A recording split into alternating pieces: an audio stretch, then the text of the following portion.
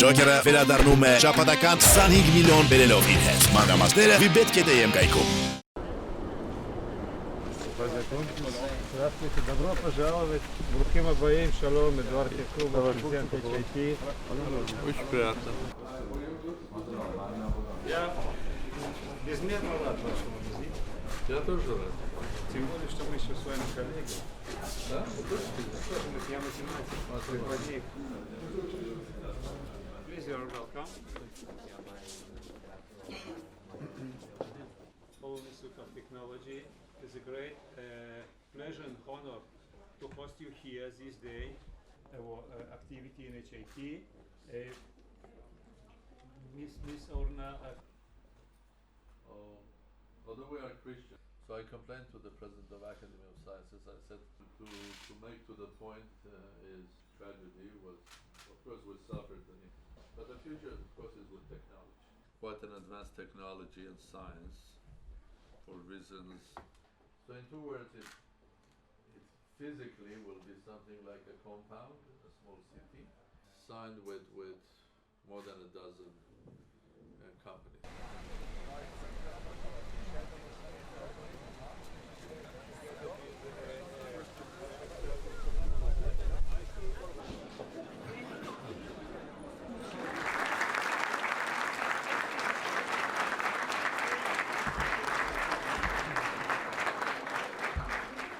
Your Excellency, Dr. Armեն Սարգսյանը, President of Armenia, it's a great honor for me, both personally and professionally, to welcome you to HIT, Holoní Institute of Technology. Both of our nations share similar history, mourning and remembering the unbearable loss of millions in the Holocaust and the Armenian genocide. Yet, we still remember. We will remember these tragic pages of our histories.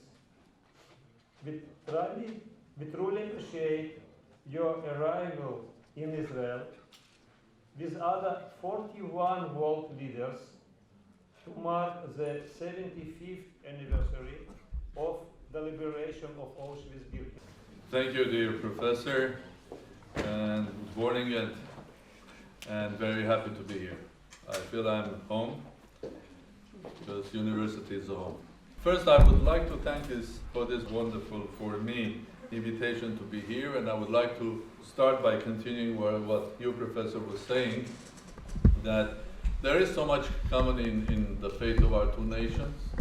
I think we're both very, very old. We clearly have historically, where our homeland was. We suffered in order to keep our homeland and culture and identity. We are Christian, we are the oldest Christian state in the world, but the Armenian Apostolic Church is different from all the other churches in the world. It's a national church as well. We both lost our statehood for hundreds of years, we regained it recently. And of course, we both suffered huge human tragedy. In 1915, the Armenian genocide that has destroyed 1.5 million of Armenians and has destroyed Armenian communities in Ottoman Empire, created a huge diaspora for us, and of course the Holocaust. And that was and is the main reason why I'm here today, to show my and my nation's respect to the memory of those that perished, to the nation that has the strength of, like the phoenix, come back from ashes, and showing that to everybody that you and we are nations that are proving that life is much more stronger than death. And there's no way anybody in this world can dream thinking about us, about death. They better think about life.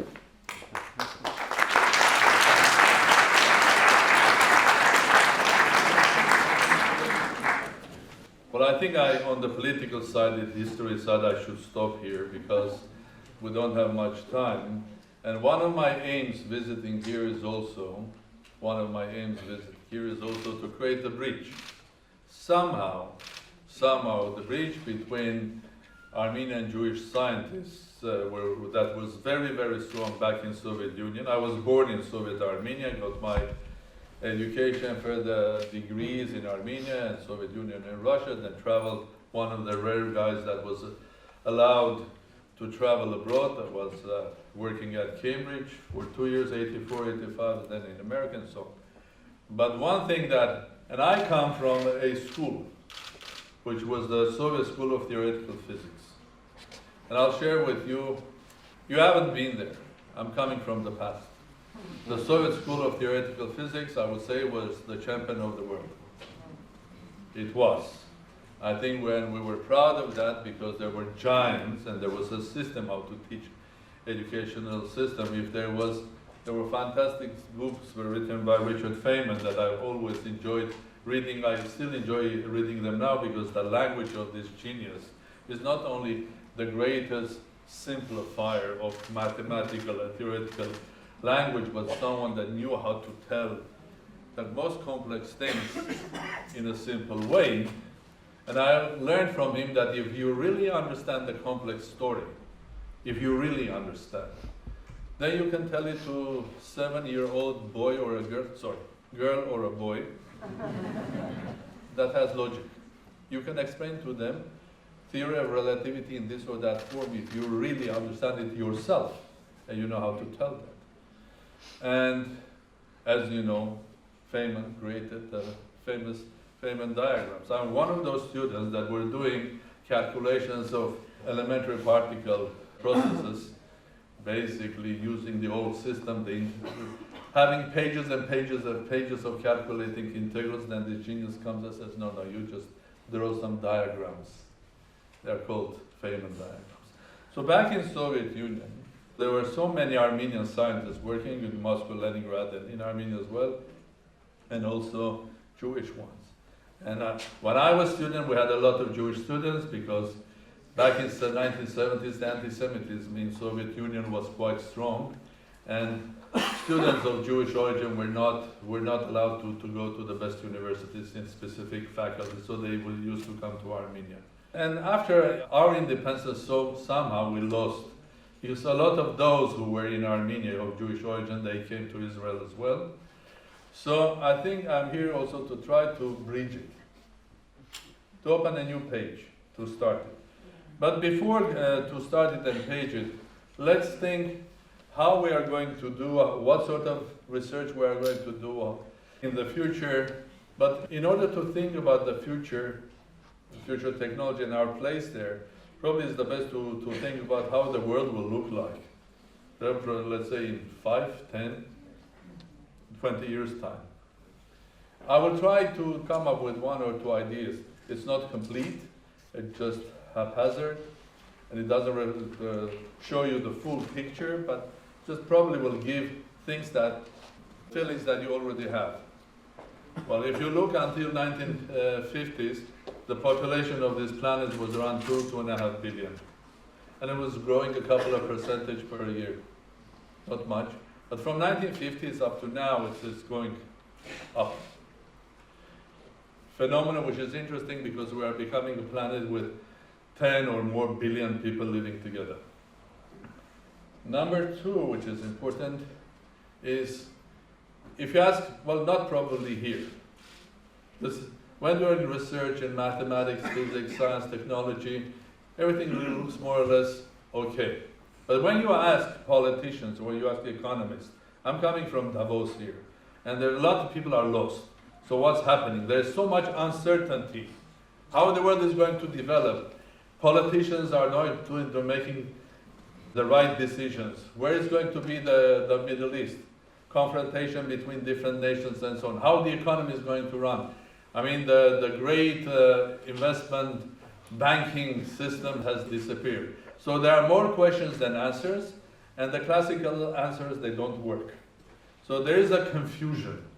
Only you meet at places like Davos, if a politician is very, very positive and he speaks with energy, people think, he is running a political campaign for re-election. That is why he is sort of a positive.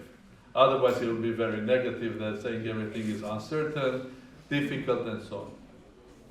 Where does it come from? Let me give you a specific way that I look at it. I have the feeling if we go back 100 and 120, 30 years, go back, when the world was dominated by classical mechanics. And then, as physicists, people started finding phenomena that they couldn't explain.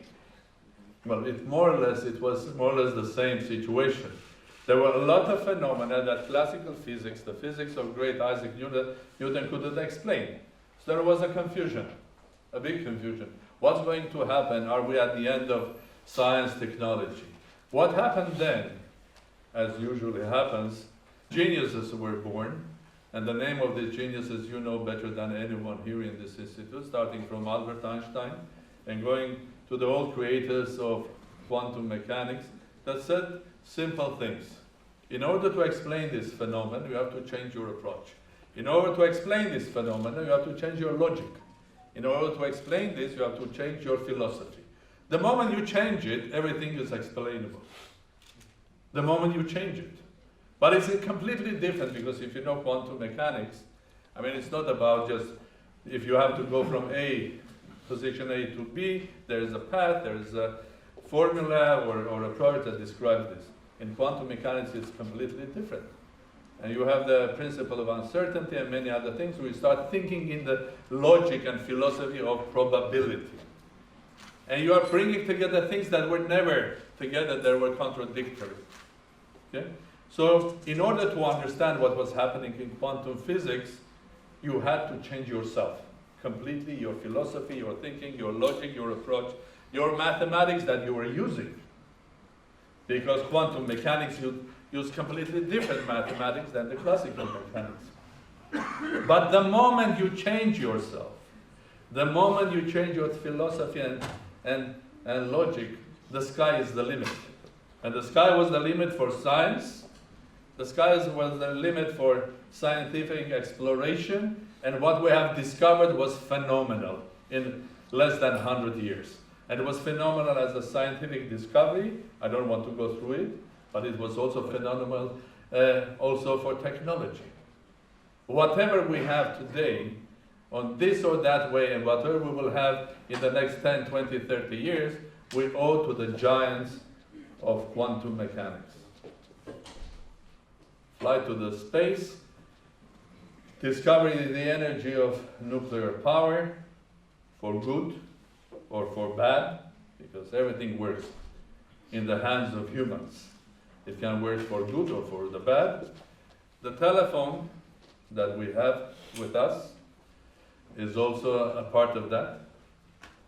And that is changing, it has changed our world. So I came to the telephone. So what is the telephone? It's a means of communication.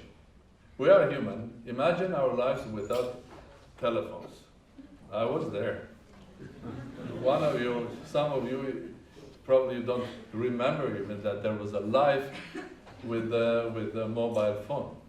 And our children, grandchildren will live in a completely different world. They will be said, what? You didn't have this? How were you surviving? Well, we humans are born without any communications. I think our first communication to the world is our mother. No, it's our mother. She's feeding us, she's teaching us, she's the messenger from us to the world and from the world to us, and so on and so forth. And then we start learning very slowly.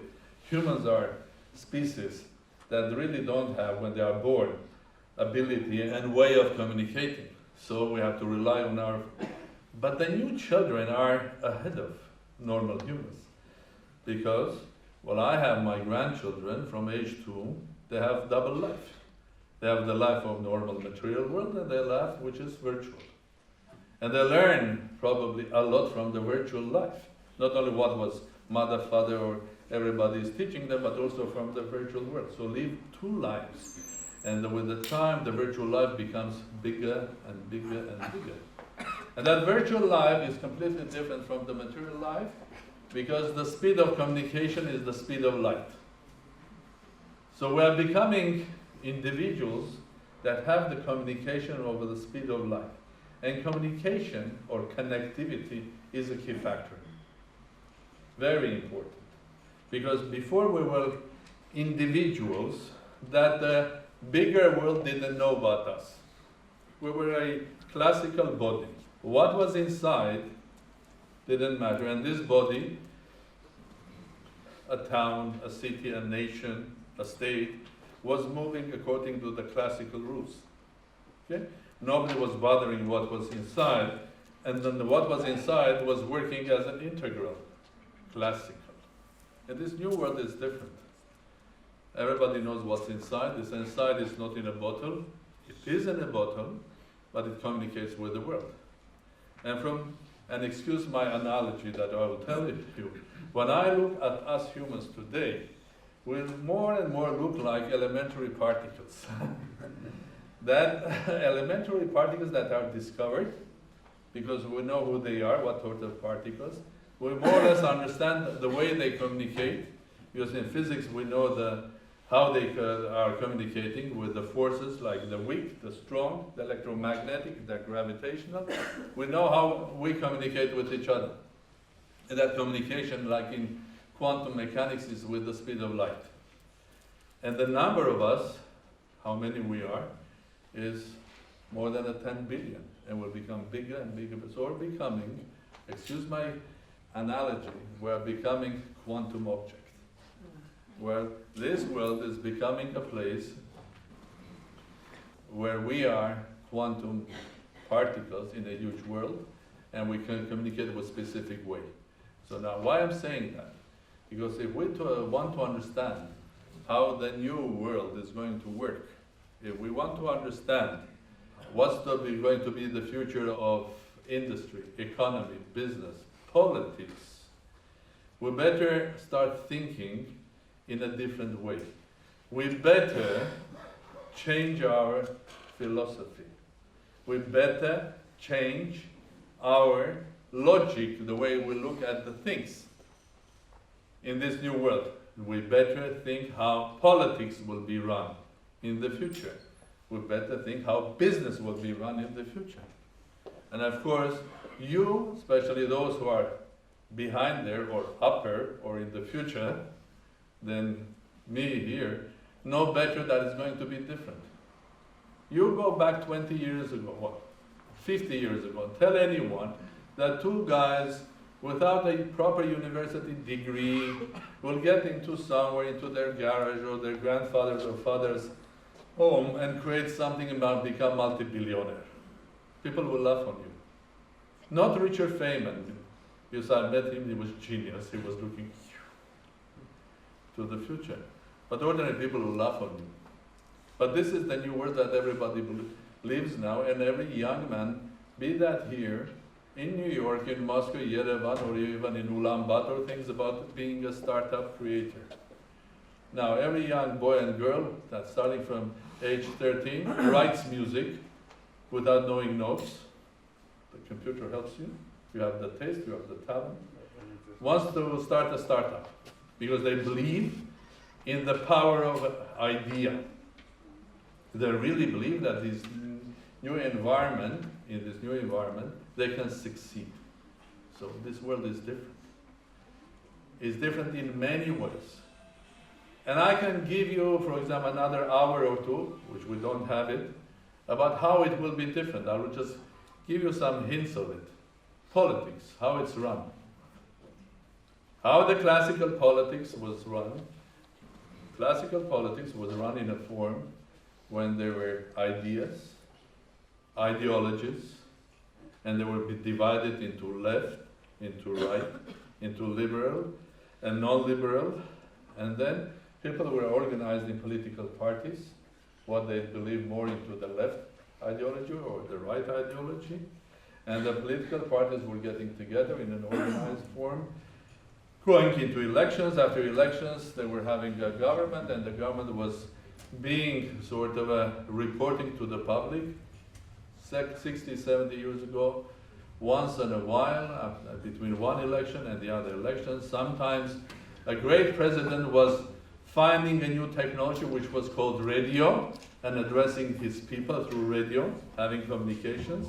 Or another great American president was finding out there is a television. So you can address people through television. Now a lot of president has found out that there is Twitter or there is Facebook. So you don't need once in a month or once in 3 months, but you speak to people every day. And the political events happening are of quantum behavior. I can bring you a lot of examples of what is happening in the world, that a small, not very important event starting somewhere, growing like a nuclear reaction, starting with a high energy particle hitting an atom, then other particles are created. These particles are hitting other atoms, and you have a chain reaction. It works now. It worked in my country. After my inauguration, 2 weeks after, when the former president wanted to become the prime minister, there was a movement that started 10 guys walking from the north of Armenia on the road to the south. Then 10 became 100, 100 became 1,000. We ended up 300,000-400,000 people on the square in Yerevan, and the prime minister had to resign. And that was in 2 weeks. No political party, no declaration, nothing. Communications, Facebook, an environment where people were unhappy, so you have to have critical mass in order to get nuclear reaction, and the process that started there. Look how much entertainment and politics are merged. Politics was always a part of entertainment, and the other one, politicians were using entertainment starting from old times, the Romans, the great gladiators. They were the part of entertainment to people when there was not enough bread. But now it's different. Politics and entertainment are merging together. There are so many entertainers that are becoming politicians. Think about it. I don't want to give you examples. If you don't find, let me know. And there are so many politicians who are acting that entertainers. And of course, because this is interactive, it becomes very, very attractive. Because it's one thing watching Game of Thrones. So you come home, you put on on your computer and you watch the Game of Thrones. Like, nice fairy tale. Beautiful. But the real political event, when you know that you write in Facebook your opinion and it has direct effect on what is happening, you are one of the producers of this game of maybe Thrones or maybe something else. You are a partner. You feel fine. In the evening you come and you write and your opinion is taken care of. If there are 1,000 people or 10,000 people writing the same thing, right or fake, it has huge impact on politics. So, integration of different activities. Integration comes to where you are, science. It's more and more impossible to develop just research and develop this pure science. Because we are so close, because industry has come so close that industry is saying what they want to do. But somehow, I believe that we are entering a new era, which is a new era of Renaissance. Because individual is so powerful now, because of its connection, because individual has become quantum, that your activity, you merge everything what you do. You merge your research, learning process, with your research, and that research is very close to industry. And at the end of the day, you're also merging your life. You live one life with this art, music, your education, and your research and your business in one. So individually, you will start living like people, great people in the Renaissance that were Leonardo. He was not only a painter, he was not only a sculptor, he was a great scientist, he was a great engineer. So the time of Renaissance is coming, and it's coming for you. So I hope all of you will enjoy your lives. I wish I could come back in 50 years' time, see what's happening. Well, maybe the next generation that will live not in average 60 or 80 years, but more 120, I think people will realize what's happening. And of course, it changes dramatically many things, including how you teach. What is the system of education? I mean, you go to school, these young girls and boys, from age of 2, living in virtual life. And they have got their first lesson with the iPad, and they don't need to learn the alphabet in order to communicate, because they are doing much more basic, which is the icons of hieroglyphs.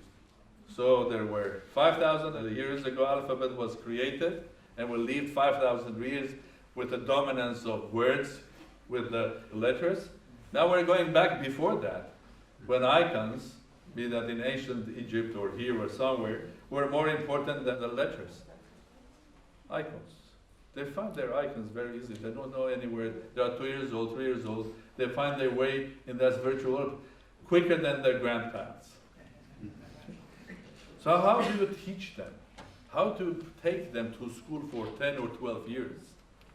And every day, 6 or 8 hours, forcing them to sit every class 45 minutes, when they have so much information.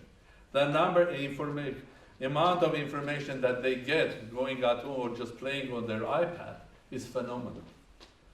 So we humans have to start thinking again how we teach our children. A lot of these children are so energetic that in the West, and especially in America and in Europe, they are saying, oh, no, this is not normal. I think we have to give them pills because the boy or the girl cannot stand. And they are even created special names for these talented boys and girls, what probably you know. And they give them pills in order to relax them. No. These are children from the future. They think while they run. In order to think, they also need to run as well. So giving children to calm them down to sit 45 minutes, I remember myself how difficult it was for me to sit 45 minutes if you are even 1 year ahead in knowledge.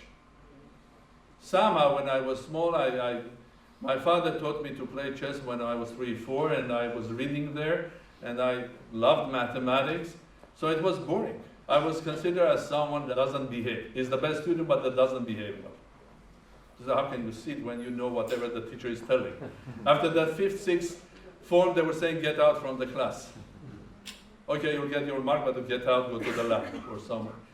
Now there are millions of these sort of children coming with huge amount of information, but you have to teach them how to process this information, how to be innovative, how to make something useful from that. Not just 10 years or 12 years putting them in a classroom saying, don't move, behave. Well, you will learn how to behave when you go to the army. They will teach you, both here and in army, and you'll be very well behaved, and that's fantastic. But then you are 16 or 18 or 20.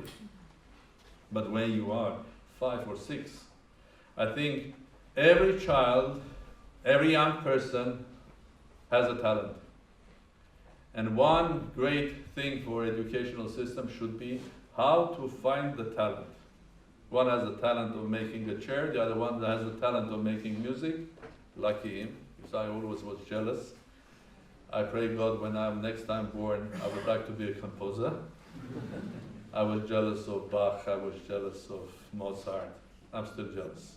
They are creating timeless, they are just direct channels to God, writing these wonderful things. But every child has a talent. So one of the ways helping in education is to help each individual quantumly to find your talent and to support that talent. Because never kid yourself. This is for more young. Never do things that you don't like. Because the one thing which is valuable for you, except your love, your family, your parents, is your time. That's an absolute value. So never spend your time in doing something that you don't. Find yourself. There is a talent. It can be a talent of writing, or it can be a talent of reading, a talent of talking, or a talent of listening, or a talent of anything. And I would love to make a bridge to recreate what was there some 40, 50 years ago when I was sharing a lot of my time in Moscow, in academic area, in the dormitory with my Jewish friends and having these crazy discussions and working together, sharing not only food, ideas, inviting them to Armenia. So I'm also here to invite you to Armenia. It's a beautiful country. It's really a beautiful country. We're like you, we don't have oil. But we're lucky we have water, the main ingredient. And we have water 5-6 times more water than we are using. So we have to learn from you, because you are managing your water better than us. So there are things that we can learn from you. There are things that probably we can teach you. But let's discover that. So one of the first steps would be if we can start knowing each other. Not virtually. Virtuality is fantastic. You can go Google Armenia president, there'll be a lot of rubbish there. Maybe a lot of some real things as well, because we're living in a world that millions of questions are not answered. And this is a new world. Everybody speaks that this is a world of data. Everybody speaks about the success of those small states that are successful because they have, let's say, like a port. And they are a center of a trade. The tankers come in, tankers go out. The new ocean that will be important and powerful is going to be the ocean of data. And I want to make landlocked Armenia an international port in the ocean of data and information and science and technology. This is my dream. And in order to do that port, I'm here, a country that has a lot of sailors, a lot of captains, and ordinary marine specialists of the ocean of data, information, and science, and say, let's work together and try to do something that can be useful for you, for us, and for the world. Because there are so many questions. I really mean, when I was in a car, we were speaking, coming here, about the future, not only the data, but an idea. What is the value of an idea? Does it have commercial value? Can you protect it? Will there be another huge market of ideas? Can you regulate that? If anybody has answers, I'll be happy to hear. Just a new market, not only of data is fine, but the idea, which is the next phase. Is there be a global market for ideas? People just produce them like, I don't know, any other good? Can you regulate that market? Because idea is going to become more and more important, because the quality that you will need in the future is not only a number of things that we have learned by heart and you carry it with you, because there will be clouds and clouds that will keep the data for you. It is the ability of being someone that can create something new out of the complexity. Each of you could or should become Professor Richard Feynman in your specialty. Go from the complexity to the simple, which is beautiful. That is what you needed. And also, as a businessman or scientist, you at this university, this nation, has the quality that we also have, survivors. Very important. Because in the new world, things are going to change very quick. Success will be quick because the innovation goes very, very strong. I'm against the idea that we are going through the 4th industrial revolution. No. Because there will be 4th, 5th, 6th, 7th. I call it R-evolution, rapid evolution. That's a term from my future book, which is coming up. Because that revolutions will be so quick and one after another. So we have to adapt ourselves. Adapt to success, adapt to failure. Okay? Everything changes quick. So there are so many qualities that you need to train in yourself in order to be successful in the 21st century. The century of artificial intelligence and quantum life. And one last sentence from me to you message is, 100 years ago, humans, we great humans, have found that nature is not classical, it's quantum. I'm here to say that I not only, as one of their humble students, I not only agree with them, but I have the feeling that not only the nature, but we as a human society, which is a part of nature, is again not classical, it's quantum. And you are at the gates of this new quantum world. And it's wonderful and it's fascinating, and it's worth to spend your time and life finding your way and understanding this new quantum world. Thank you very much.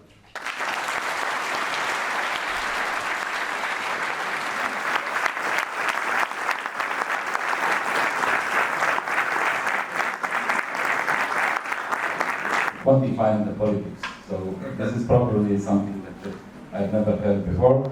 I am wondering, what do you think in 10 years can we reach the singularity that everybody is talking about? I mean the physical singularity, yes, of course. or the human singularity.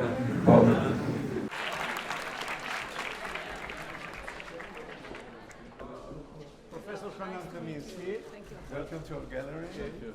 Professor Duderavi, the Dean of the Faculty of Design, the head of the master program, and very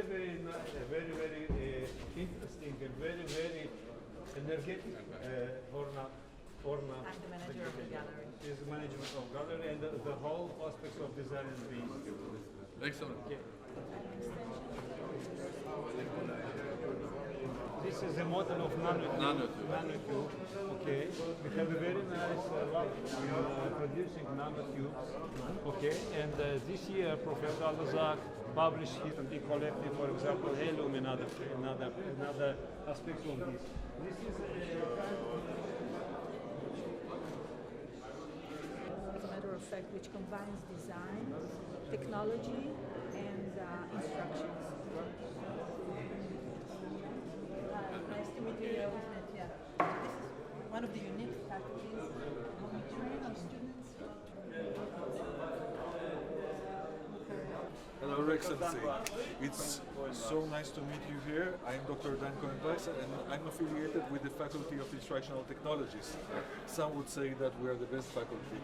yes, not just in the HAT but in the Israel. And today I have the honor to present our cutting-edge research focused on exploitation of a humanoid robot for the sake of scaffolding an instructional process. So.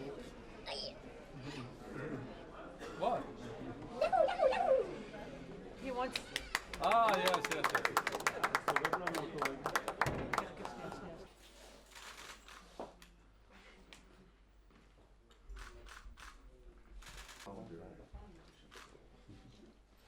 Yeah?